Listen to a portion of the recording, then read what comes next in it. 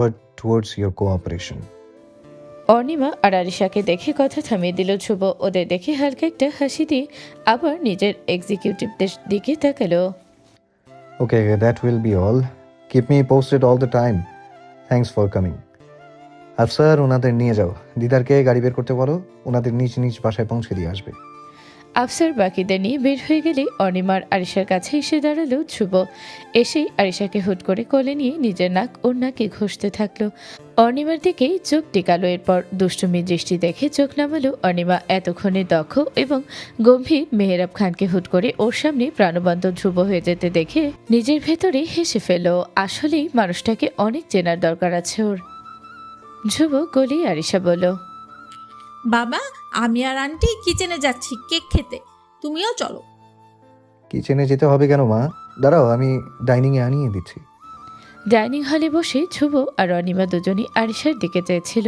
ছোট বাচ্চাটা মনের স্বাদ নিয়ে কেক খাচ্ছে, ঠোঁটের আশেপাশে ভরে যাচ্ছে ক্রিম, কিন্তু ওর সেই দিকে কোনো হুঁশ নেই। অনিমা পাশে বসে থাকায় টিস্যু দিয়ে ওর মুখটা মুছে দিল। আরিশা মামুনির এত পছন্দ স্ট্রবেরি কেক।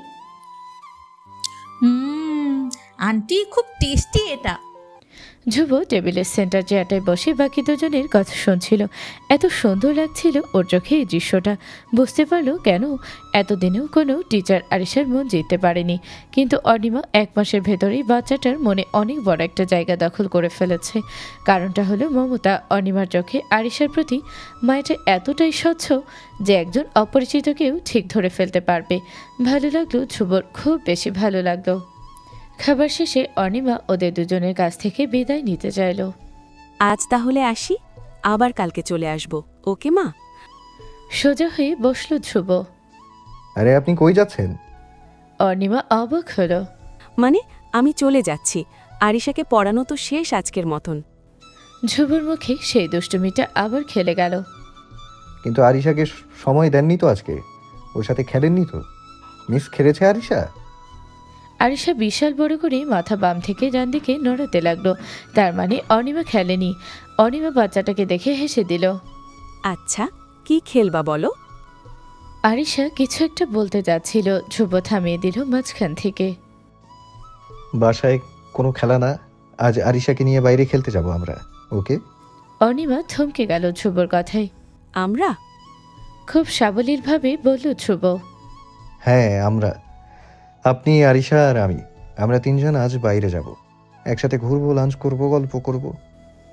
প্রথম দুটো প্ল্যান জোরে জোরে বলেও গল্প করার কথাটা অনিমার দিকে তাকিয়ে আস্তে আওয়াজে বলল ধ্রুব। ভীষণ লজ্জায় পড়ে গেল অনিমা। আমি কেন যাব? আপনি আর আরিশাই ঘুরে আসুন। কেন? আপনার যেতে কোনো সমস্যা আছে মিস অনিমা? আজ তো আপনার অন্য কোনো জায়গায় কাজও নেই, আমাদেরকেই না হয় আজকে সময়টা দিন। আন্টির আজকে কোনো কাজ নেই, এটা তুমি কেমন করে জানো বাবা? আরিশার কথায় কেসে উঠল ধ্রুব আর অনিমা পড়ল আরেকবার লজ্জায়। মামুনি, গতকাল তোমার আন্টিকে ফোন দিয়ে জিজ্ঞেস করেছিলাম আজকে ফ্রি আছেন কিনা। কেন জিজ্ঞেস করছিলে? এমনি, আই মিন, এই যে তোমাকে বাইরে ঘোরানোর জন্য। আন্টি আমাদের সাথে আসলে তুমি খুশি হবে না? হ্যাঁ, অনেক খুশি হব। আন্টি আন্টি প্লিজ চলো না, চলো না আমাদের সাথে। আরিশার প্রেশারে ধ্রুবর যৌক্তিকতার মাঝে চাপা খেয়ে অনিমাকে রাজি হতে হলো। যদিও মনে মনে ওর নিজেরও যাওয়ার ইচ্ছা ছিল প্রবল। কিছুক্ষণের মধ্যে বের হলো 3 জন। যেহেতু বের হতে প্রায় দুপুর হয়ে গেল, তাই লাঞ্চটা আগে সেরে নেওয়ার সিদ্ধান্ত নিল। উত্তরায় আরিশার পছন্দসই একটা রেস্টুরেন্টে খাওয়া সারল ওরা। পরে ওখান থেকে দিয়াবাড়ির কাছে একটা অ্যামিউজমেন্ট পার্কে পৌঁছালো। রাইডস দেখে আরিশার হুঁশ থাকলো না, কোনটা আগে চড়বে সেটা নিয়ে উত্তেজিত হয়ে পড়ল। শেষে ধ্রুবর অনিমা ওকে কোলে নিয়ে প্রত্যেক রাতে ওঠালো। কোনোটাতেই নিজেরও উঠল আরিশার সাথে। একসময় আরিশা চিৎকার দিয়ে প্রকাশ করলো নিজের খুশি। Today is the best day of my life. সবগুলো রাইড শেষ হয়ে গেলে আরিশা বায়না ধরল সে সফট বল খেলবে। বড় একটা দোতলায় গ্যাসের সাহায্যে ফোলানো ইমারতের সামনে আরিশা নিয়ে আসলো ধ্রুব আর অনিমাকে। ভেতরে বাচ্চাদের হাজার হাজার বল দিয়ে খেলতে দেখা যাচ্ছিল। বাবা, এটাতে যাব। আচ্ছা খেলো, বাট কাউকে ধাক্কা দিও না, আবার নিজেকেও সাবধানে রেখো। আমি আর আন্টি এখানেই আছি। ওকে বাবা। আরিশাকে ভেতরে পাঠিয়ে অনিমা আর ধ্রুব পাশেই পাতানো একটা বেঞ্চে বসলো। 1-2 মিনিট দুজনের কোনো কথা হলো না। আরিশা খেলছে ভেতরে, সেটাই দেখতে থাকলো। তারপর অনিমা শুরু করলো কথা। থ্যাঙ্কস আমাকেও নিয়ে আসার জন্য। আরিশা এত মজা পাচ্ছে, না আসলে এগুলো মিস করতাম। শুধু কি আরিশাকেই দেখতে এসেছেন আপনি? অর্ণিমা আরিশাকে দেখছিল। ধ্রুবর কথায় ঝট করে ওর দিকে তাকিয়ে আবার চোখ নামিয়ে ফেল। না মানে আসলে হো হো করে হেসে উঠল Dhruv. You really don't understand the concept of knowing each other, না? ধ্রুবর হাসি মুখের দিকে তাকিয়ে অর্ণিমা হেসে দিল। ধ্রুব শান্ত গলায় বলল তখন, আজ সকালে আপনি যে আরিশার মুখ থেকে কেকের ক্রিম মুছে দিচ্ছিলেন, সেই দৃশ্যটা এখনো আমার চোখে লেগে আছে। এতদিন আমার মা আমাকে অনেক বলেছে, কিন্তু আমি শুনিনি। আজ আপনাদের দুজনকে একসাথে দেখার পর প্রথম বুঝতে পারলাম আরিশার আসলে একজন মা দরকার। আমি বাবা হয়ে সব কিছু ওকে দিতে পারবো, তবে মায়ের মমতা দেওয়ার ক্ষমতা আমার নেই। অনিমা একটি মিষ্টি হাসি ঠোঁটে রেখে সেই একই ধরনের শান্ত কণ্ঠে বলল, আরিশা আমার জীবনে আসার পর আমিও অনেক কিছুতে বদলে গিয়েছি। সারাদিন স্কুলের কাজের পর আবার বিকেলে ক্লাসও থাকে। এত ব্যস্ততার মাঝেও আরিশার কাছে আসতে একটুও ক্লান্তি অনুভব করি না আমি। বরঞ্চ তাকে পড়িয়ে বাসায় যাওয়ার সময় আমার সবচেয়ে বেশি কষ্ট হয়। কখনো কখনো মনে হয়, ইস, আরিশার মতন আমার যদি একটা মেয়ে থাকতো, তাহলে সারাদিন ওকে জড়িয়ে ধরে বসে থাকতাম, কোথাও যেতে দিতাম না। আপনার এই ইচ্ছা এখনো পূরণ হতে পারে। নিজের কথায় এতই বিভোর ছিল অনিমা যে ধ্রুবর ইঙ্গিত বুঝতে পারল না। কিভাবে? আমাকে বিয়ে করলে টেকনিক্যালি আপনি আরিশার মা হয়ে যাবেন, আর আরিশা আপনার মেয়ে, সো আপনার ইচ্ছা পূরণ হয়ে গেল। অনিমার চোখ কপালে উঠে গেল। খুব সাবলীলভাবে ধ্রুব বিয়ের কথা টেনে এনেছে মাঝে। অনিমার জান গলায় আটকে যাবার জোগাড়। দম নিতে ভুলে গিয়েছে ও। হাঁসফাঁস লাগতে থাকলো ওর। শ্বাস নেওয়ার প্রাণপণ চেষ্টায়ও কেসে উঠল। পাশে বসা ধ্রুব ক্ষণিকের জন্য হক চুকিয়ে গেল। Miss Arnima, is everything okay? কি হলো হঠাৎ আপনার? অনিমা কাশতে কাশতে ধ্রুবর দিকে তাকালো। একই শব্দ, একটি শব্দে উচ্চারণ করলো শুধু। বিয়ে? ধ্রুব প্রথমে একটু অপ্রস্তুত হয়ে পড়ল। বিয়ে? কিসের বিয়ে? ও, আমাদের মানে হাসির ফোয়ারা ছুটল ধ্রুব ঠোঁটের ভেতর থেকে। ওর সারা শরীর কেঁপে উঠল হাসিতে। অনিমা ততক্ষণই শান্ত হয়ে গেছে, তবে ধ্রুবর হঠাৎ এই অদ্ভুত আচরণে ওর দিকে হা হয়ে তাকিয়ে রইল। ধ্রুব অনেক কষ্টে নিজের হাসি কন্ট্রোল করে কথা বের করলো মুখ থেকে। আপনি কি মনে করেছেন যে আপনাকে বিয়ে করার জন্য প্রপোজ করছি আমি? না না, আমি এখনই বিয়ের কথা বলছি না। আর আমি যখন আপনাকে প্রপোজ করব, আই মিন যদি করি, তাহলে সেটা এত সিম্পল হবে না, এটা শিওর থাকতে পারেন। আমি তো আপনার ইচ্ছা পূরণের কথা বলছিলাম মাত্র। অনিমা এবার একটু শান্ত হলো। জোরে করে একটা নিঃশ্বাস ফেল। ধ্রুব এটা দেখে আবার হেসে দিল। আপনার অবস্থা দেখে মনে হচ্ছে ভীষণ ভয় পেয়েছেন আপনি। মা যখন বিয়ের প্রস্তাব দিয়েছিল তখনও কি এরকম অবস্থা হয়েছিল আপনার? অনিমার সেই দিনের কথাটা মনে পড়ে গেল। কিভাবে বিয়ের কথা শুনি হঠাৎ দাঁড়িয়ে গিয়েছিল, কিন্তু ধ্রুবর সামনে সেটা নিয়ে ধরে দিল না। মোটেও না। আর আমি এখনো ভয় পাইনি, একটু অবাক হয়েছি এই। ও, তাহলে আপনি অবাক হলে আপনার শ্বাস আটকে যায়। ওকে, বুঝলাম। না না না, শ্বাস আটকায় না আমার। ধ্রুব খুব সুন্দর একটা হাসি দিয়ে বলল, আচ্ছা, বাদ দেন ওইসব। এখন যেটা নিয়ে আসলে কথা বলতে চাচ্ছি সেটাই আসি। একে অপরকে চেনা জানার ব্যাপারটা নিয়ে কিছু চিন্তা করেছেন আপনি? আমি জানি সেই দিন আরিশার রুমে আপনাকে আমি যা যা বলেছিলাম তা নিয়ে আপনি মাইন্ড করেননি, but I still did not get a proper answer from you.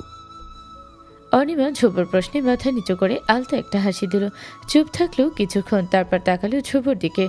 দুষ্টমিষ্টি হাসি দিয়ে সংক্ষেপে বলল, যদি জানতে নাই চেতাম, তো এখানে বসে আপনার সাথে গল্প করতাম না, আরিশাকে পড়িয়ে বাসায় চলে যেতাম। ধ্রুবর হাসি দীর্ঘ হলো। নড়ে চড়ে বসলো ও। গ্রেট, তাহলে চলুন শুরু করা যাক। যেহেতু আমি বলেছিলাম যে আমি নিজের সাথে আপনাকে পরিচয় করাতে চাই, তাই নিজের ইন্ট্রোডাকশন দিয়েই শুরু করি। আমার নাম মেহরাব খান ধ্রুব, বয়স 30। এই বছর 31 হবে। আপনার 30 বছর বয়স? হ্যাঁ, কেন? না, আমি মনে করেছিলাম আরো কম। অনিমার দিকে হঠাৎ ঘুরে বসলো ধ্রুব। বেঞ্চের পেছনে হাত রেখে পায়ের উপর পা তুলল। হো, আমাকে নিয়ে নিজে নিজেই বিশ্লেষণ করেছেন নাকি? হুট করে খাতাটার কথা মনে পড়ে গেল অনিমার, যেটাতে ধ্রুবকে নিয়ে ওর জানা 4টা পয়েন্ট লিখেছিল। ঠোঁট টিপে হেসে ফেল ধ্রুবর, ভ্রুজরা কপালে উঠে চোখ শুরু হয়ে গেল। কি ব্যাপার, হাসছেন কেন? না না না, কিছু না, এমনি। আপনি বলুন। আবার কথা শুরু করলো ধ্রুব। আমার স্কুল ছিল ম্যাপেল লিফ ইন্টারন্যাশনাল, বিবিএ করেছি এনএসইউ থেকে, আর এমবিএ অস্ট্রেলিয়া থেকে। পেশা বলতে খান ইন্ডাস্ট্রিজ সামলাচ্ছি, হয়তো সামনেও তাই সামলাবো। এই হলো আমার ব্যাপারে বেসিক জিনিস। আর কি জানতে চান বলুন। অনিমার খুব মজা লাগছিল ধ্রুবর কথাগুলো শুনতে, তার সাথে ওকে চেনার প্রবল ইচ্ছাটাও তো মনে জেগেই আছে। আপনার হবিস কি, মানে পার্ট টাইমে আপনি কি করতে পছন্দ করেন? গান শুনতে খুব ভালো লাগে, গান শুনতে আমার।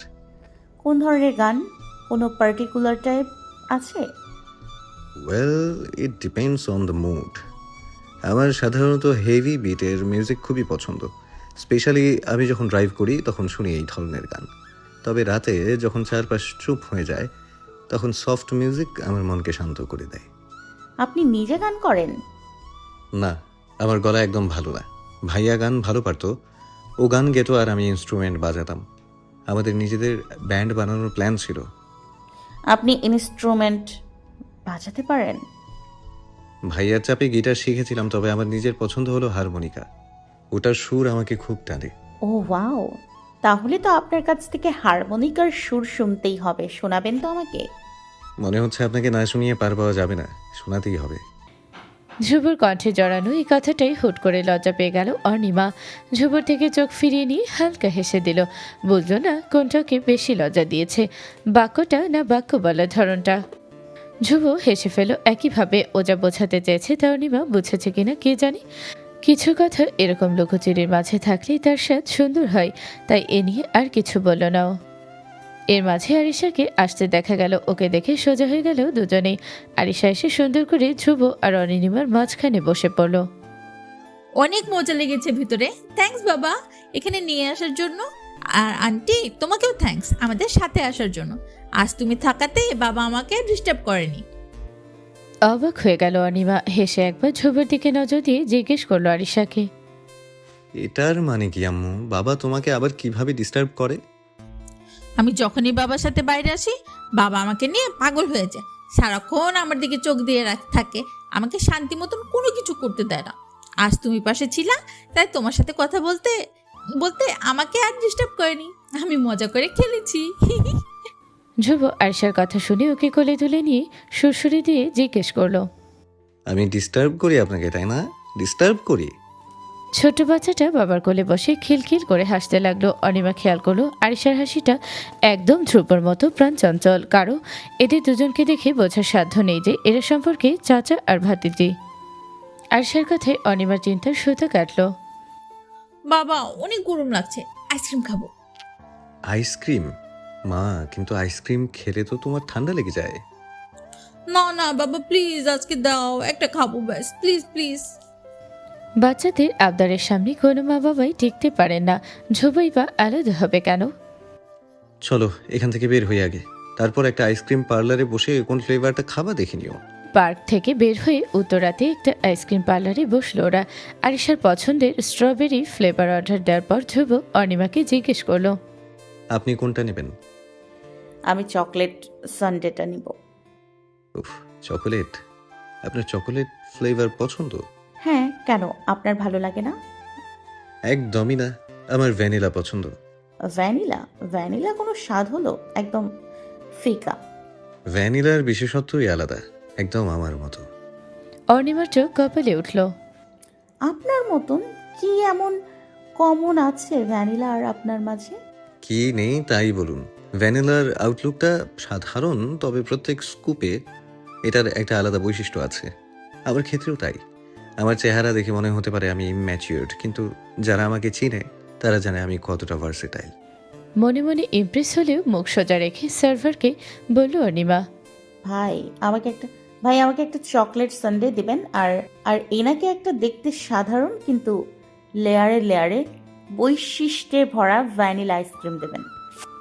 লোকটা হা হয়ে অনিমার অর্ডারটা নিল। পাশে দাঁড়ানো ধ্রুব ওকে দেখে হাসছিল এতক্ষণ। You have a good sense of humour, Anima. I mean miss Arnima. Anima ধ্রুবর দিকে একটা বিজ্ঞের হাসি দিয়ে উত্তর ফিরিয়ে দিল। আইসক্রিম পার্লার থেকে বের হতে বিকেল গড়িয়ে গেল। আজকের দিনটা কিভাবে নিমিষেই পার হয়ে গেল তাই ভাবল অনিমা। খুব সুন্দর কেটেছে দিনটা, আর এখন এই সন্ধান আমার পরিবেশটা আরও মন জুড়িয়ে দিচ্ছে। ধ্রুব চুপচাপ সামনেই তাকে ড্রাইভ করছে। পেছনের সিটে টান টান হয়ে শুয়ে ঘুমিয়ে আছে আরিশা। বেচারি অনেক ক্লান্ত হয়ে গেছে, আর হবেই বা না কেন। পার্কে সে আজ খুব খেলেছে। ধ্রুবর পাশের সিটে বসে পেছনে তাকে আরিশাকে দেখছিল অনিমা। এরপর চোখ সরিয়ে ধ্রুবর দিকে রাখলো। মানুষটা সামনে থেকে যেরকম সুন্দর, একপাশ থেকেও সেরকম মন মাতানো। শক্ত চওড়া চোয়াল এত সুন্দর একটা আকৃতি ধারণ করে আছে, যার দিকে শুধু তাকিয়ে থাকতে ইচ্ছে করে। পাশ দিয়ে চোখের কোণটাও কি শৈল্পিকতার সাথে গড়া হয়েছে। মনির আশপাশটা ধবধবে সাদা, কানটা ভালোই বড়, তবে চেহারার সাথে বেমানান না। কি দেখছেন এভাবে? অনিমার খেয়াল ছিল না যে ধ্রুবর দিকে সরাসরি তাকিয়ে আছে। সরাসরি তাকে মাথার ভেতর এত কিছু চিন্তা করছে, তাই ধ্রুবর প্রশ্নে সম্পূর্ণ হকচকিয়ে গেল। সাথে সাথে চোখ সামনের দিকে নিয়ে এসে সম্পূর্ণ সোজা হয়ে বসল। ধ্রুব আগেই সামনে চোখ ফিরিয়ে নিয়েছিল। অনিমাকে এভাবে লজ্জা পেতে দেখে হালকা একটা হাসি রেখা ছুঁয়ে গেল ওর ঠোঁটে।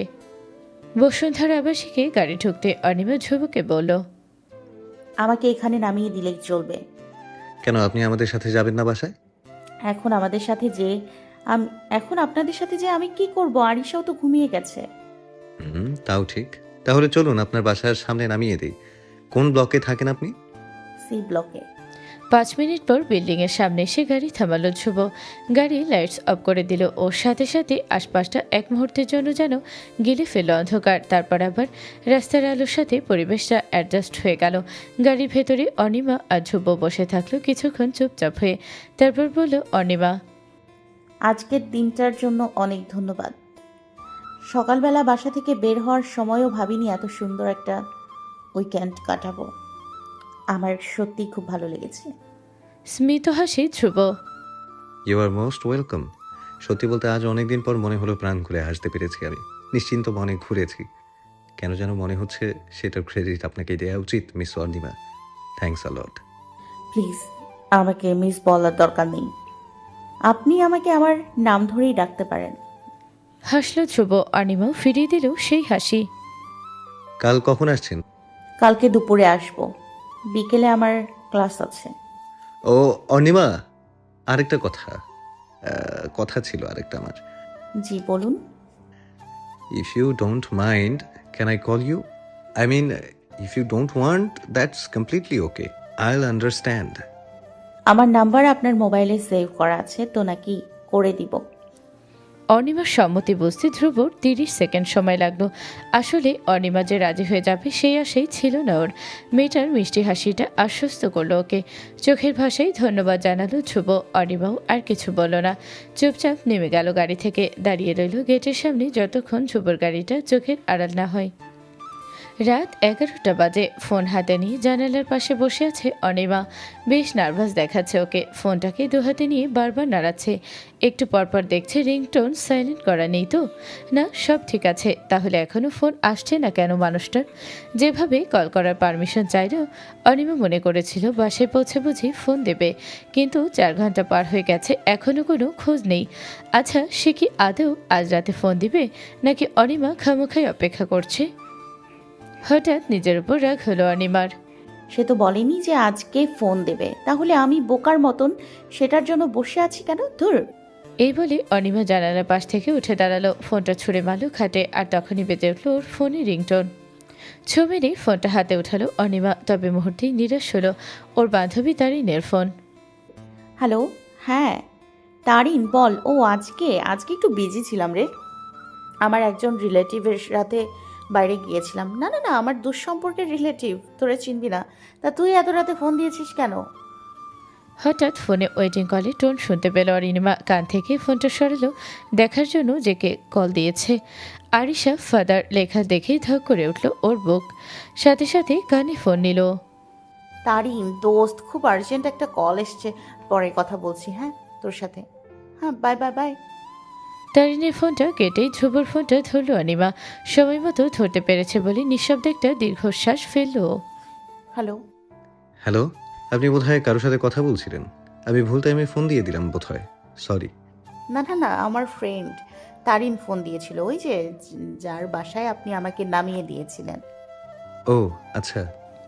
কিছুক্ষণ দুপাশে নীরবতা ছেয়ে রইল, তারপর ধ্রুব ভাঙল সেই নীরবতা। আপনাকে কি বেশি রাতে ফোন দিয়ে ফেললাম? না ঠিক আছে, আমি এমনিতেও একটু রাত জাগি। আসলে আমি আরো অনেক আগেই ফোন দিতাম, কিন্তু একটা মিটিং পড়ে গেল মাঝখানে। সেটা র্যাপ আপ করতেই সময় লেগে গেল অনেক। কোনো সমস্যা নেই, আমার জন্য এটা অত বেশি রাত না। আবার দুজনের মাঝে নীরবতা কিছুক্ষণ, কি বলবে ভেবেই পাচ্ছে না দুজন। এবার এগিয়ে আসলো অর্ণিমা।